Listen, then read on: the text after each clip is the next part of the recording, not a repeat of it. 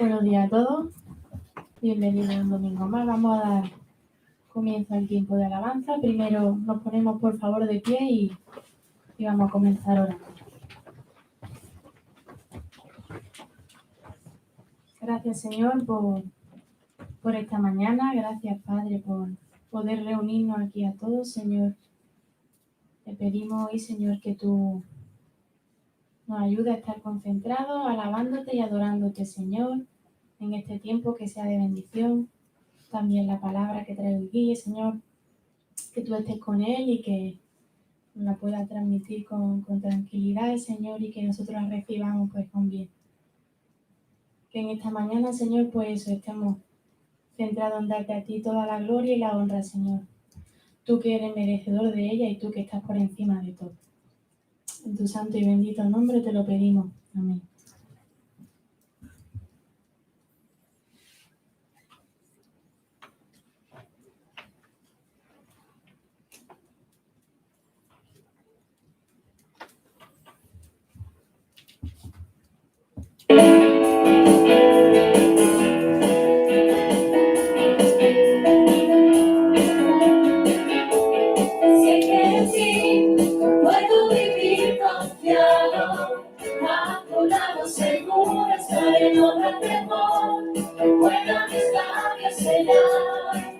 Siempre tú no me alabaré, no callaré, te seguiré hasta el final. Yo clamaré a las naciones de tu amor y majestad. Tú eres mi fortaleza, mi esperanza, agua eterna que sacia mi ser. Dele gloria al eterno Señor, el Dios poderoso y fiel protector. Te adoraré por siempre. Esta es mi vida, lo que más anhelo tener. Tú eres mi fortaleza, mi esperanza, agua eterna que sacia mi ser. Rey gloria al eterno Señor, el Dios poderoso y fiel protector. Tú eres mi fortaleza, mi esperanza, agua eterna que sacia mi ser. Rey de gloria al eterno Señor, el Dios poderoso y fiel protector. Tú eres mi fortaleza.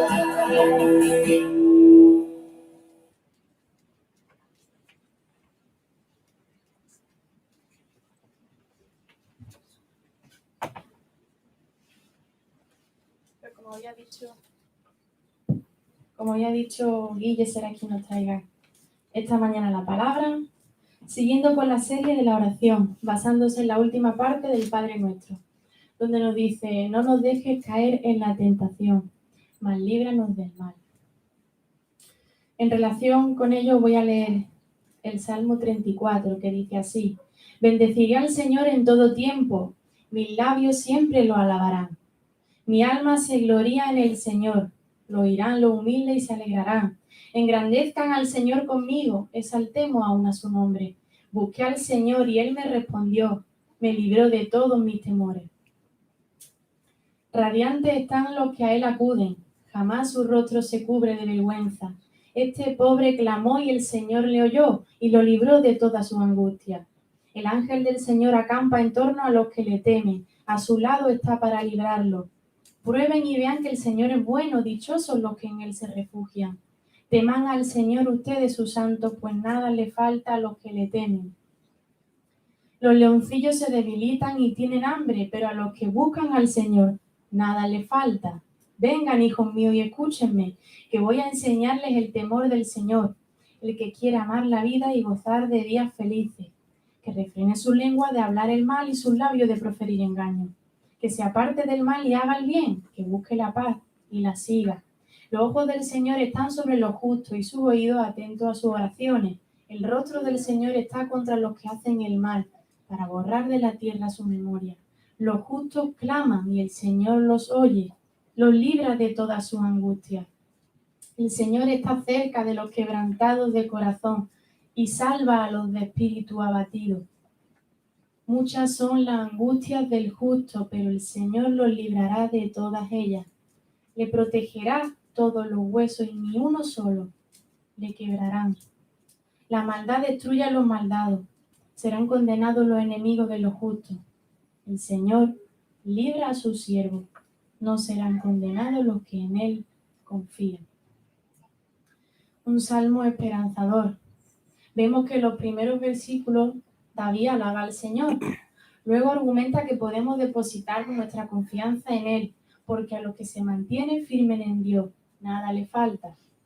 Y continúa los versículos 15 en adelante hablando de lo que el Señor lleva a cabo y promete. Sabemos que aun siendo justos padeceremos porque vivimos en un mundo caído, pero la esperanza que tenemos en la cruz, en que Jesús ya padeció por nosotros, nos da libertad aun en momentos de aflicción. Cristo ya sufrió, murió y resucitó para librarnos de la muerte. Amén. Pues vamos a tener un tiempo ahora de oración,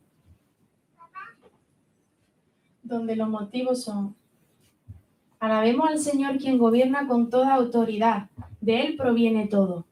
Démosle gracias por el sacrificio de Jesús en la cruz que nos libra de la muerte. Y pidámosle perdón, porque muchas veces no valoramos lo que significó el sacrificio de su Hijo en la cruz y ponemos otras cosas en el lugar de Cristo. Pues con estos motivos y con cualquier otro, vamos a tener un tiempo de oración.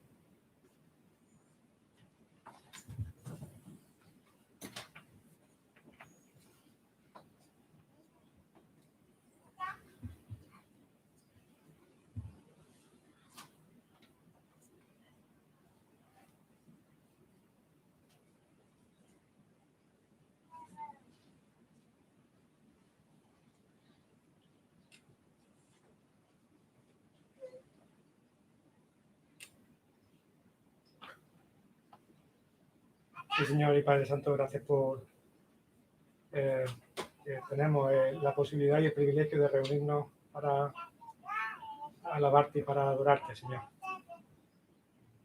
Gracias porque podemos hacer eso, porque Cristo lo permite, Señor, al reconciliarnos contigo. Señor, y quiero pedirte especialmente perdón por la falta de luz al priorizar, Señor, que viene precisamente por la falta de poner a Cristo y a ti en el lugar que te corresponde. Señor, que arrojes luz a nuestra vida, a luz a nuestra sabiduría, nuestra forma de vivir, que también hace que prioricemos como lo hacemos, Señor. Que, Señor, ese evangelio esté empapando nuestro entendimiento, Señor, en cada una de las decisiones y en cada una de las horas al organizarlas, Señor, también. Señor, te alabamos por quien eres, por cómo eres, Señor. También pido perdón, Señor, por no hacerlo como merece. Señor, que tu Espíritu Santo ponga a tu Hijo en su lugar, Señor, y que eso sea lo que nos organice. En el nombre de Cristo, Señor. Amén.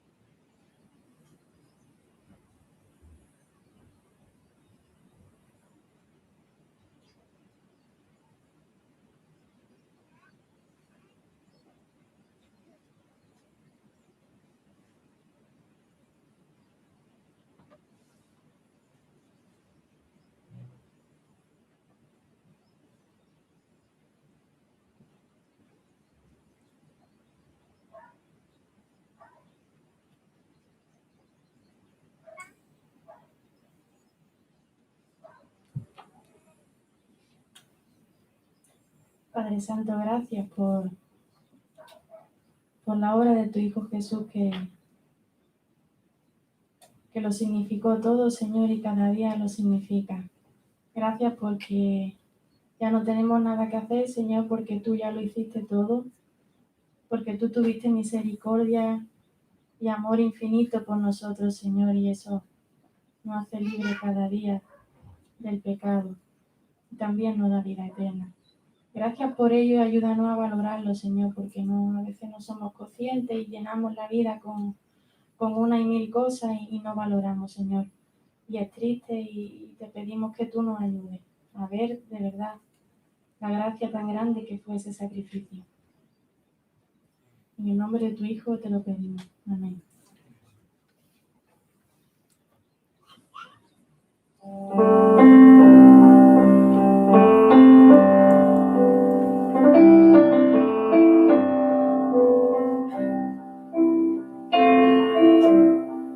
Sobre Jesús confiado estoy, Él es la luz y la verdad, refugio fiel, amparo fiel, en temor y soledad, qué gran amor, qué inmensa paz, que calma el alma y la ansiedad.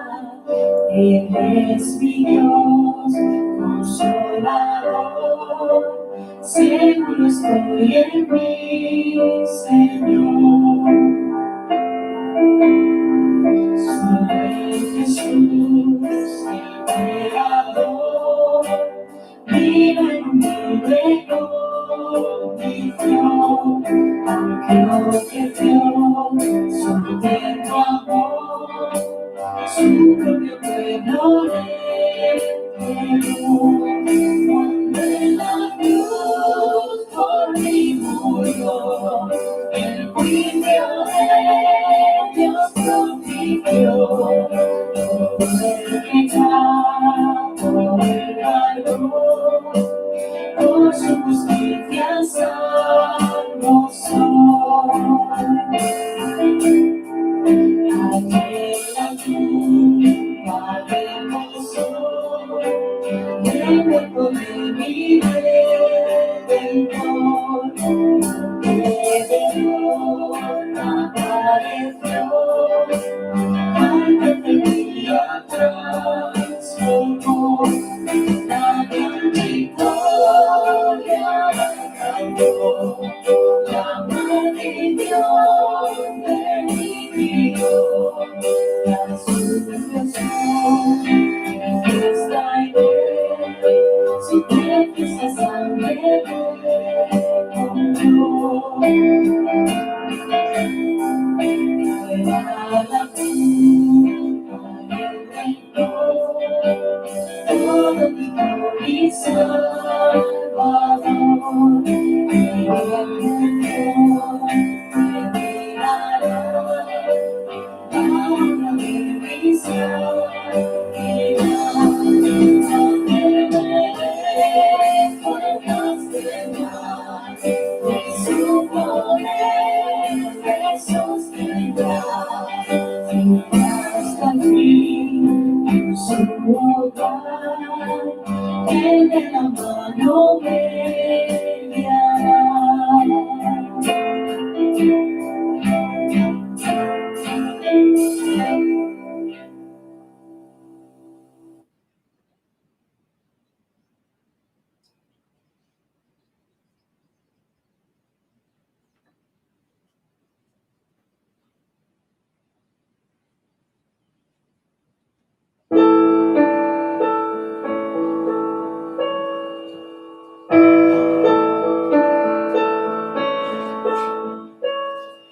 Prepara, oh Dios, mi corazón para recibir, rompe el duro suelo en mí, ayúdame a creer. Tu palabra siempre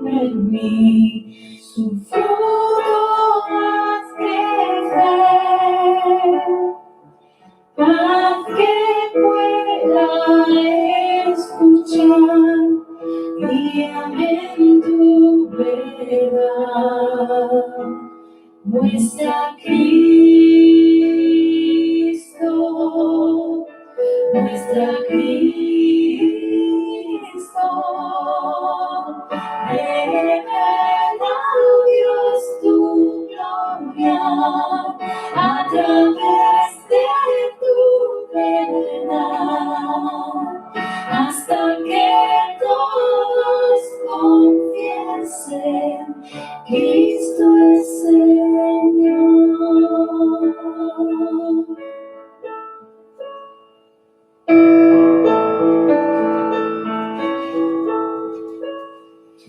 Viva luz es tu verdad, en mi oscuridad, me guarda en la tentación, sabiduría me da. Manjar los hambrientos y esclavos libertad, riqueza al alma pobres, ven háblame, Señor, muestra a Cristo, muestra a Cristo, revela, Dios, tu gloria a través de tu verdad, hasta que todos confiesen, Cristo es Señor.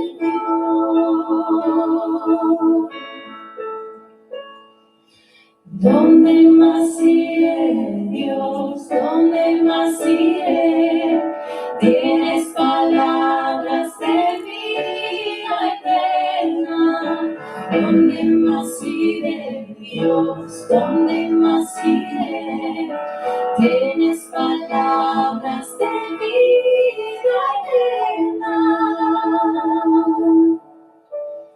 Muestra a Cristo, muestra a Cristo, revela, Dios, tu gloria a través de tu verdad, hasta que todos confiesen, Cristo es Señor.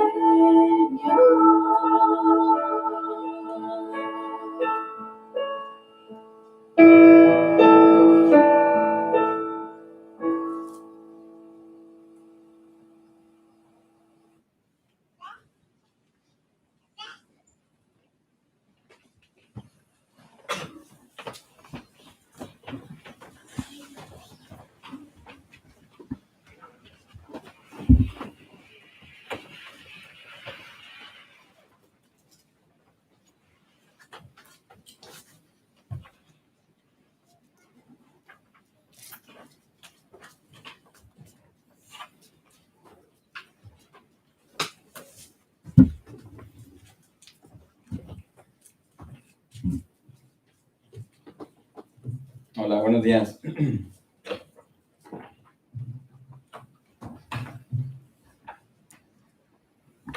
Bueno, continuando con esta serie sobre la oración de Jesús, el Padre Nuestro, vamos a estar ya, bueno, ya en esta ocasión, este domingo, ya estoy casi por terminar con esta última petición que nos enseña nuestro Señor Jesucristo y que es: líbranos de tentación, líbranos del mal, protégenos. ¿Qué significa esto? Entonces, yo creo que un capítulo del Antiguo Testamento que nos puede dar mucha luz acerca de qué significa esto es el pasaje de Daniel 3. Entonces vamos a abrir nuestras Biblias en Daniel 3 y voy a hacer lectura de los versículos del 13 al 30 en la versión de la Biblia de las Américas. ¿Qué significa? Que Dios nos libre del mal. sobre todo al estar pensando en todas las situaciones que nos rodean, al encender las noticias, el noticiero y todo lo que vemos. ¿Qué significa esta oración para nosotros? Dice así: entonces Nabucodonosor, enojado y furioso, dio orden de traer a Sadrach, Mesach y Abed-Nego. Estos hombres pues fueron conducidos ante el rey.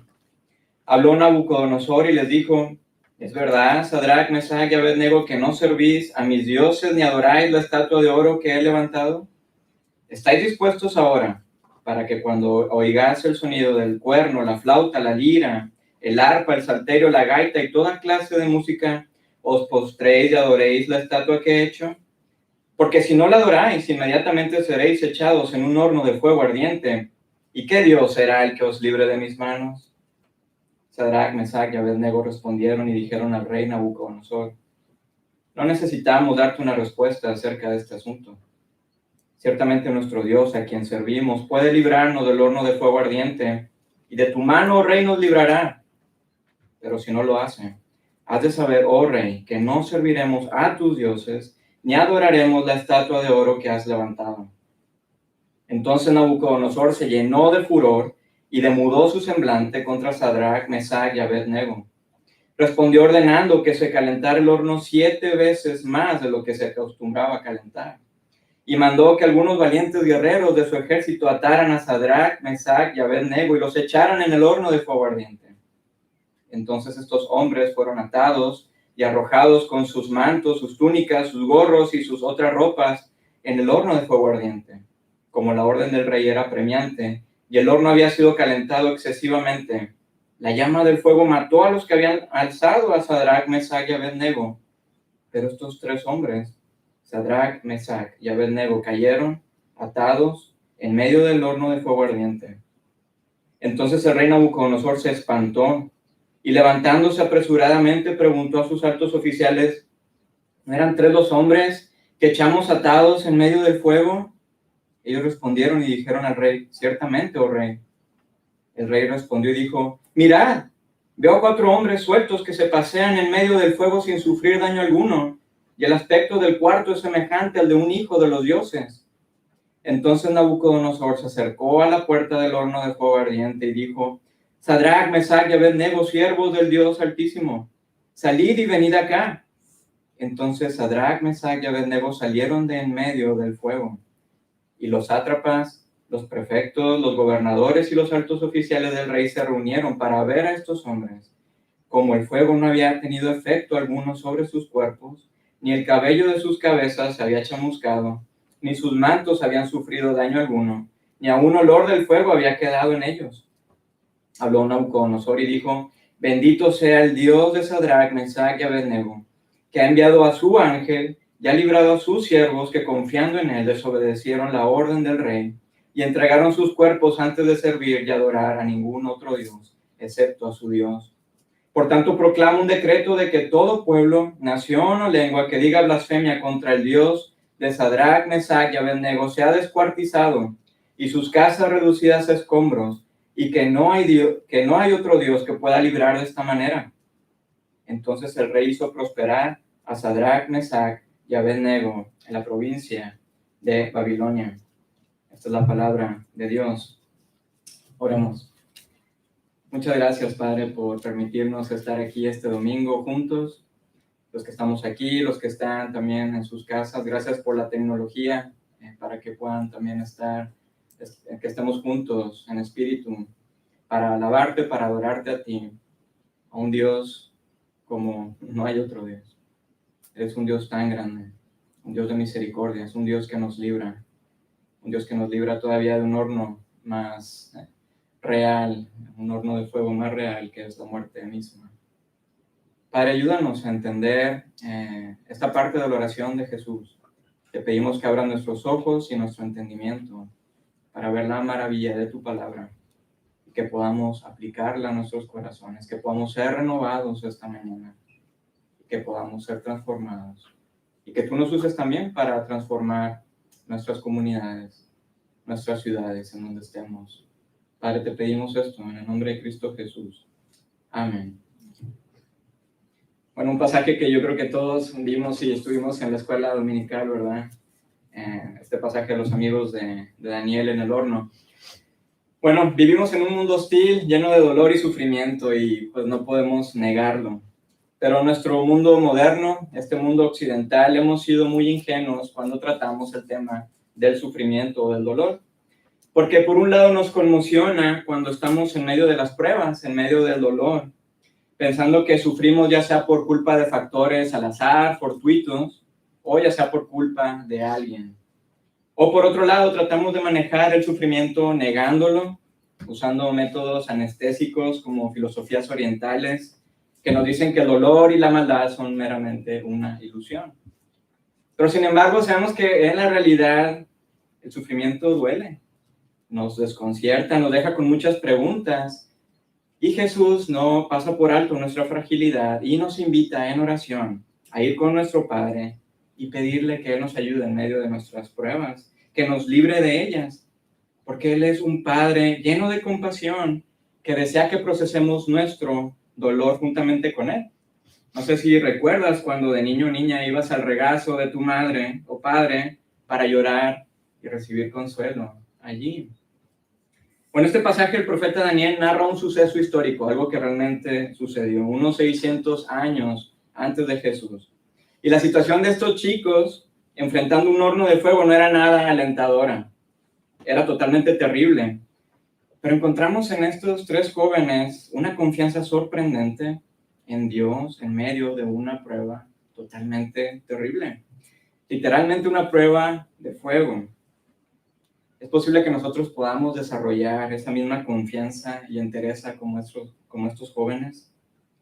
¿Y cómo es que podemos orar con esta misma confianza de que Dios nos libre de las pruebas, que nos libre del mal? Bueno, este pasaje de Daniel nos ayuda a ver tres realidades que necesitamos confrontar. Número 1 es la realidad de la opresión. Número 2, la realidad del sufrimiento. Y número 3, la realidad de una promesa. La realidad de la opresión. Así que, ¿qué está ocurriendo en este pasaje? Bueno, sabemos que el reino de Israel fue sometido por el gran imperio de Babilonia. Así que todo el esplendor y toda la grandeza del pueblo de Dios fue reducido a escombros. Todas las profecías sobre el exilio se estaban cumpliendo, ya que el pueblo de Israel seguía en desobediencia a Dios, al ir tras otros ídolos, abrazando otros dioses. Y Daniel era un joven hebreo de sangre noble que fue exiliado a Babilonia junto con otros nobles y miembros de la realeza israelita. Él vivió en la corte de Babilonia bajo el reinado de Nabucodonosor y posteriormente él se convirtió en gobernador de toda esa provincia de Babilonia. Y después de que cayó el imperio babilonio, estuvo sirviendo al imperio medo-persa bajo el reinado de Darío y Ciro. Y los jóvenes que vemos en esta historia, Sadrach, Mesach y Abednego, eran también jóvenes israelitas, amigos de Daniel. Sus nombres verdaderos eran Ananías, Misael y Azarías, pero sus nombres fueron cambiados por el nombre de dioses babilonios. Y el nombre de Daniel también fue cambiado a Belsasar, que era el nombre del dios de Nabucodonosor. Pero es interesante ver que todos estos jóvenes hallaron gracia en la corte del imperio y por lo tanto se convirtieron en funcionarios del gobierno. Estos jóvenes no estaban en un pequeño enclave espiritual retirado del mundo, no, sino que ellos junto con Daniel estaban profundamente involucrados en la cultura de Babilonia. Habían recibido una alta educación en Babilonia, trabajaban en el gobierno, por lo cual estaban muy comprometidos con su nueva ciudad. Y también, ¿qué sabemos de Babilonia? Bueno, que como imperio era una sociedad pluralista, era un imperio multinacional y multiétnico. Había gente de muchos pueblos, naciones, lenguas, como nos dice el versículo 4, que no leí de este mismo capítulo. Así que tenemos un caldo de diferentes culturas, por lo cual cada uno pues tenía sus diferentes convicciones, sus diferentes dioses y religiones. Pero ¿qué nos dice el pasaje? Que Nabucodonosor impuso una ley de que todos pusieran todas sus religiones y valores y convicciones a un lado y que adoraran a los dioses babilonios en público. Lo que básicamente les estaba diciendo es, Claro que puedes adorar a tu Dios en privado, pero en público tenéis que arrodillarte a mi imagen. Tienes que mostrar lealtad a mi imperio, a la cultura, arrodillándote a la estatua de oro. De lo contrario, tenéis que enfrentar la muerte en un horno de fuego. Y nos dice la narrativa que la corte real de Nabucodonosor acusó a los amigos de Daniel de no obedecer la ley. Y estos jóvenes entonces fueron confrontados con la opresión del pluralismo, que nos dice lo mismo hoy en día. Lo que nos dice es, podéis hacer lo que quieras en privado, pero en público tienes que rendirte a lo que dicta la cultura. Vemos entonces que en nuestra sociedad actual reina un relativismo moral. Y esto es una gran opresión que distorsiona todas las cosas. Por ejemplo, nos escandalizamos de casos de abusos de poder de los políticos o casos de esclavitud de personas vulnerables, actos de corrupción, abuso infantil. Vemos las noticias y todo esto claramente nos conmociona. Pero luego vemos que toda esta maldad es la consecuencia de vivir en lo que la sociedad me dice que yo necesito. Me dice que tengo que arrodillarme a diferentes dioses para yo llegar a ser alguien. Tengo que rendirme al poder, tengo que rendirme al dinero, al sexo, al renombre. Estos son los nuevos dioses. Esta es la nueva imagen de oro. Así que la presión social, como podemos ver, se vuelve demasiado enorme. Por ejemplo, ¿qué me dice la sociedad de que, bueno, tengo que perder mi virginidad antes del matrimonio? O que tengo que exagerar mi currículum para poder impresionar a alguien y conseguir empleo más rápido, o que tengo que mentir para salir de un aprieto, o adornar mi declaración de Hacienda para pagar menos impuestos, o me endeudo para poder comprar el coche del año o el iPhone del año. Así que podéis ver que fácilmente somos seducidos ante esta opresión del mundo. Sin embargo, vemos en estos jóvenes hebreos convicción y principios. Ellos se resistieron a la opresión, pero sabían todas las consecuencias de sus convicciones. Irían al horno de fuego. No había otra salida. En la antigüedad, los hornos de fuego o el fuego mismo simbolizaban prueba o adversidad. Pero sin embargo, estos chicos pasarían por el fuego. Literalmente una prueba tan grande, por lo que inevitablemente morirían por sus convicciones. El rey les dijo claramente, si no adoráis la imagen, inmediatamente seréis echados en un horno de fuego ardiente. ¿Y qué Dios será el que os libre de mis manos? Pero tenemos ante nosotros la más grande declaración y respuesta que podemos encontrar en la Biblia ante esto. Y los chicos le dijeron, no necesitamos darte una respuesta acerca de esto. Ciertamente nuestro Dios, a quien servimos, puede librarnos del horno de fuego ardiente y de tu mano, oh Rey, nos librará. Pero si no lo hace, has de saber, oh Rey, que no serviremos a tus dioses, ni adoraremos la estatua de oro que has levantado. Recordemos de nuevo que estos chicos son funcionarios importantes del imperio de Babilonia, educados en la cultura, en la lengua, en la ciencia de su nueva ciudad. Ellos amaban la ciudad, oraban por ella, trabajaban por la prosperidad y participaban en las actividades culturales y económicas de su nueva ciudad, tal como el profeta Jeremías les había pedido a todos los exiliados, como encontramos en Jeremías 29. Así que estos muchachos no eran unos simples mojigatos, no eran unos exagerados religiosos, pero cuando se les pidió que privatizaran sus convicciones, su fe, ellos le dijeron al rey, no vamos a adorar a tu imagen y no nos importan las consecuencias. ¡Wow! Esto es ser muy valiente. Es estar bajo la opresión cultural y terminar el día con un golpe en la nariz, ensangrentados. Si nunca resistimos la opresión, vamos a acabar por rendirnos. Así que la realidad de la opresión y las tentaciones que encontramos en nuestro mundo son totalmente muy fuertes. Pero Jesús, amigos, nos anima y nos dice en la oración del Padre Nuestro, amigos, orad a mi Padre, acercaros a Él y decirle, Padre, no nos metas en pruebas, mas líbranos del mal. Protégenos por tu gran fidelidad. Así que tenemos la realidad de la opresión Ahí la realidad, la otra es del sufrimiento. Sabemos que las pruebas no son solamente por presión social, sino que también estamos en medio de situaciones en las cuales nosotros no tenemos ni un mínimo de control. Vivimos en medio de enfermedades, de desastres naturales, de guerras, situaciones mundiales que nos dejan perplejos.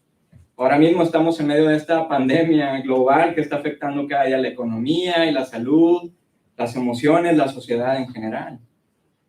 Y todas estas cosas nos muestran esa realidad de que vivimos en un mundo caído, de que nuestro pecado impacta cada área de la vida.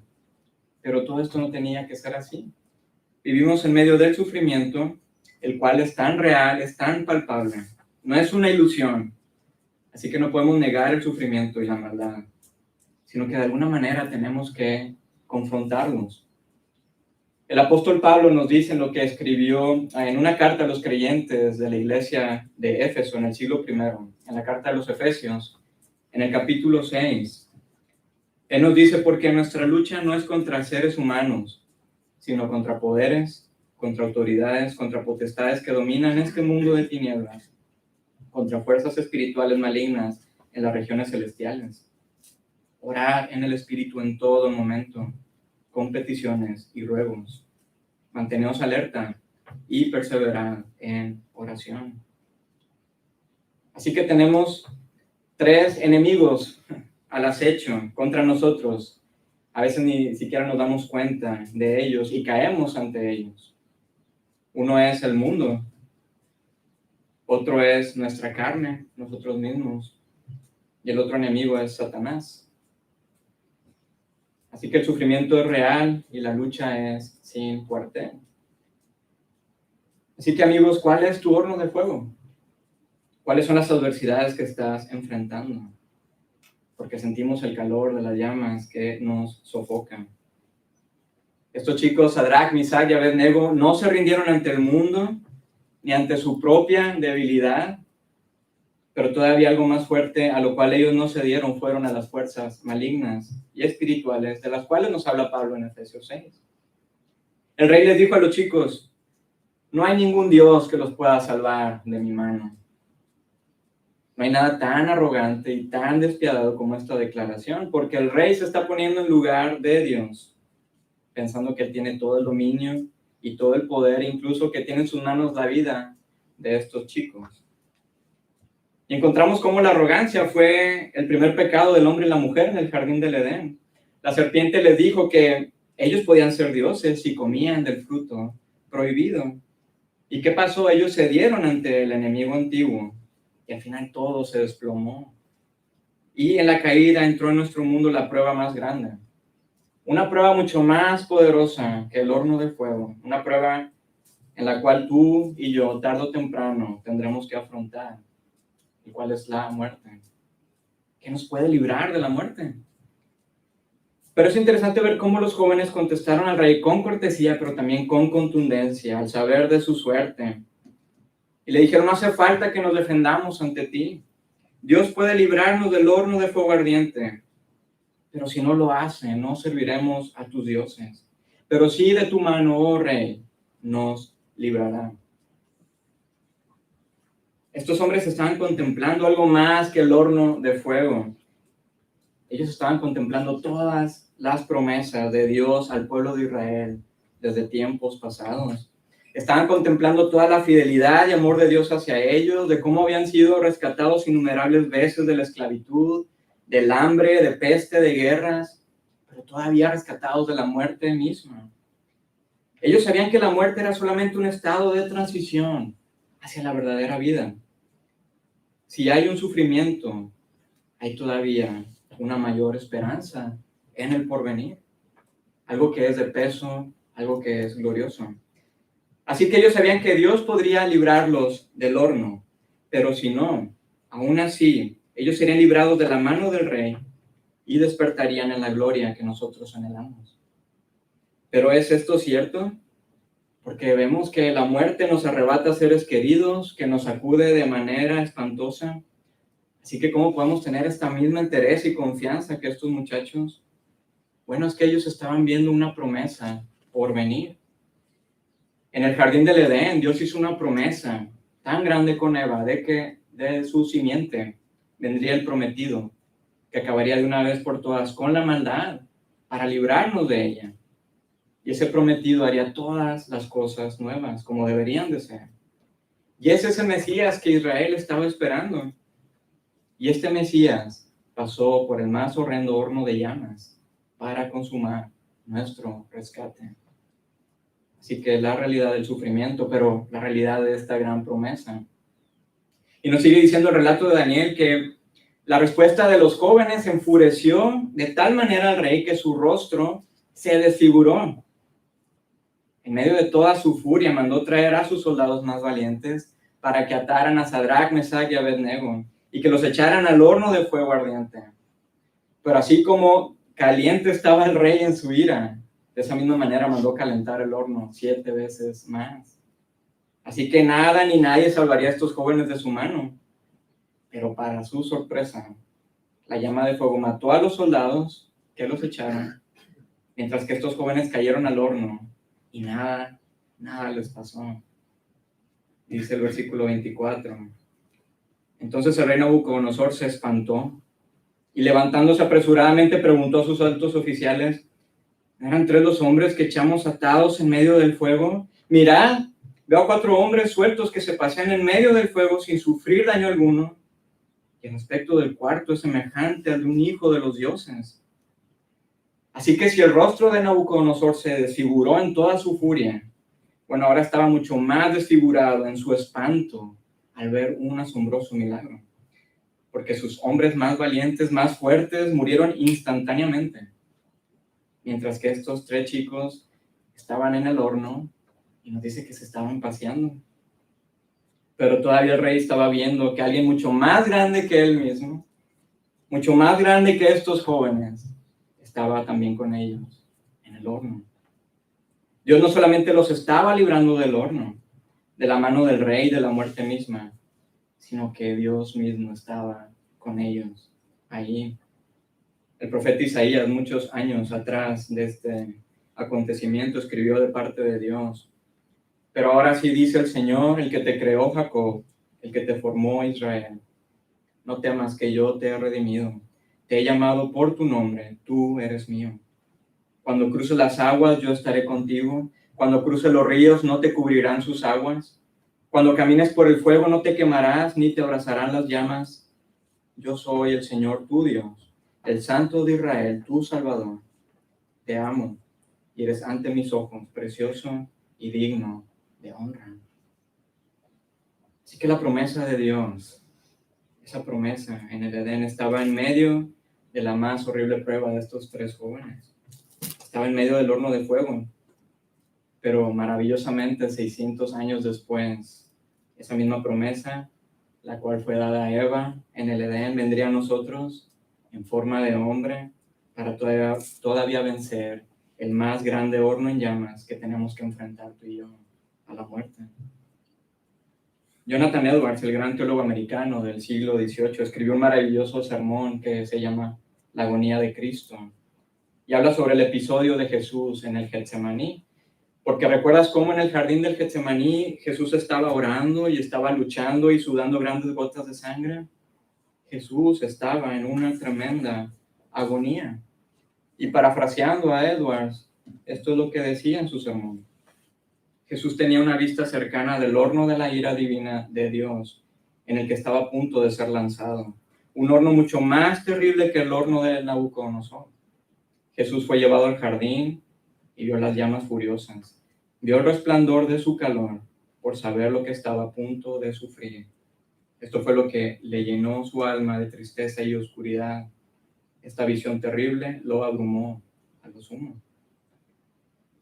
Amigos, vivimos en un mundo que no tiene por qué ser así. Y vivimos en una agonía porque estamos separados del autor de la vida, de Dios mismo. Fuimos creados para estar por siempre en la presencia de nuestro Padre eterno, pero por nuestro pecado estamos lejos de Él, estamos lejos de casa, estamos exiliados. Perder la presencia de Dios significa estar en agonía, en sufrimiento. Es el infierno mismo, es un horno en llamas. Jesús mismo estuvo en el horno con estos 3 jóvenes, pero Jesús todavía decidió pasar por un fuego más terrible por amor a nosotros, para llevarnos de nuevo a casa, de nuevo con Dios. Cuando confiamos en Jesús y en su cruz, Él nos promete estar siempre con nosotros en medio de nuestras dificultades, pero todavía promete estar con nosotros en la muerte, para que cuando despertemos estemos en sus brazos, en medio de un deleite eterno y gozo que todavía no podemos imaginar. Así que Jesús es esta gran promesa y quien nos alienta a que estemos orando todavía con más pasión en medio de las seducciones del mundo, en medio de los ataques espirituales, en medio de las amenazas de pandemia o de guerras, en medio de todo. Jesús nos anima a orar: papá, no nos metas en tentación, mas líbranos del mal. Así que, amigo o amiga, si ya has puesto tu fe en Jesús, Él ya te ha librado el día de hoy del más terrible horno en llamas. Sigue confiando en Él, confía en su amor. Ya para terminar, y antes de orar, hay unas preguntas de reflexión para los que quieran todavía pues masticar un poquito esto. Una es: ¿cuál es la estatua de oro de este tiempo? La segunda pregunta es: ¿puedes pensar en algunas pruebas que te dejan en agonía? ¿O lo que es tu horno en llamas? La otra pregunta es: ¿el saber que Jesús está contigo en medio del horno de fuego te da confianza? Y número 4, ¿en qué maneras puedes dar ánimo a otros que están pasando momentos difíciles? Oremos. Padre, muchas gracias, porque tú nos enseñas a orar, como vemos en Mateo 6. Necesitamos aprender de ti, Jesús, cómo orar. Necesitamos orar. Y gracias también porque podemos ver en esta parte, en esta petición, acerca de cómo tú estás con nosotros en medio de todas nuestras pruebas, de nuestro dolor, de nuestro sufrimiento, de nuestro quebranto. Tú nos libras de todo esto, pero todavía nos has librado de algo mucho más fuerte y poderoso en este mundo, que es la muerte. Gracias, Padre, por esta gran promesa. Ayúdanos a seguir confiando en esto, que esto siga transformando nuestra mente y nuestro corazón, que nos siga renovando cada día. Muchas gracias, Padre, por tu gran amor. En tu nombre oramos. Amén.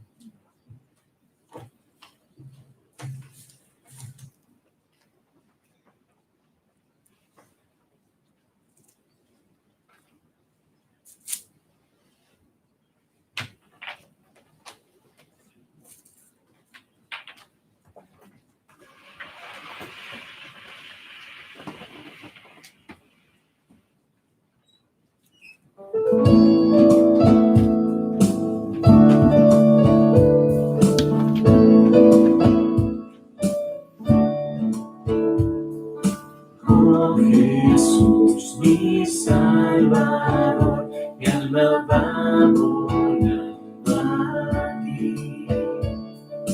Mientras viene con furor la tormenta sobre mí. Guárdame, Señor Jesús, hasta verla ya pasar. Y aseguro puerto tú, lleva mi alma a descansar. Otro asilo ninguno hay, indefenso acudo a ti. Mi necesidad me trae y mi fuerza para mí. Solamente en ti, Señor, creo hallar consuelo y luz. Vengo lleno de temor a los pies de mi Jesús.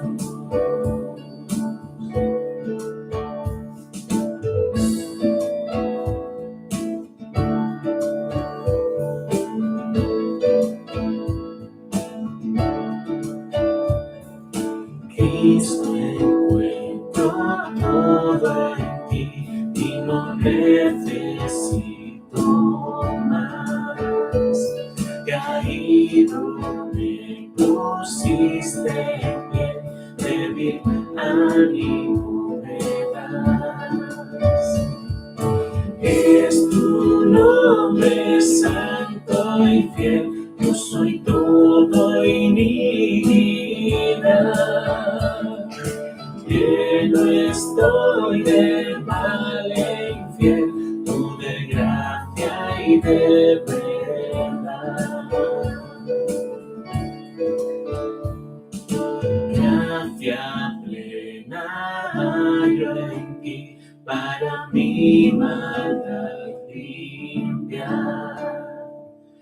Que esta fluya para mí, quiero puro en ti morar.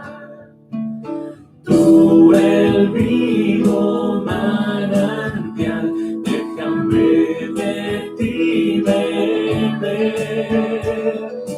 Que tu vida eterna brote siempre en mi ser, brote siempre en mi ser, brote siempre en mi ser.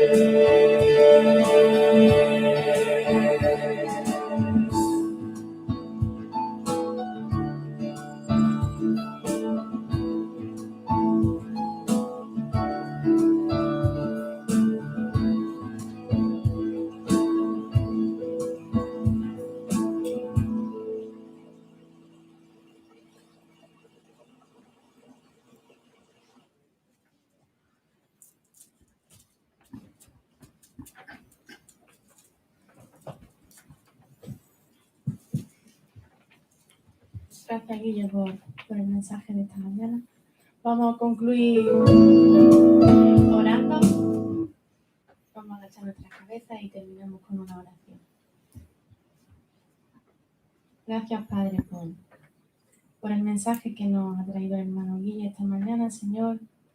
Que no se nos olvide que tu promesa es verdadera, Señor, que también experimentemos ese descanso y esa tranquilidad en nuestro día a día, Señor, aun a pesar de que nuestras vidas pues a veces vivimos pues muy ajetreados y en muchas cosas, Señor.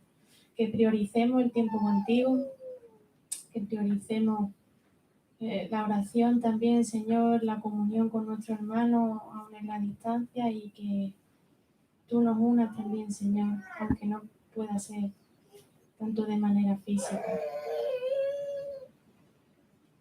Gracias, Padre, porque tú ya lo hiciste todo, Señor, y que esto sea por una realidad y se lleve a toda la área de nuestra vida, Padre. Dar una buena semana, Padre, y que tú estés con nosotros pues, en cada momento. En el nombre de tu Hijo te lo pedimos. Amén.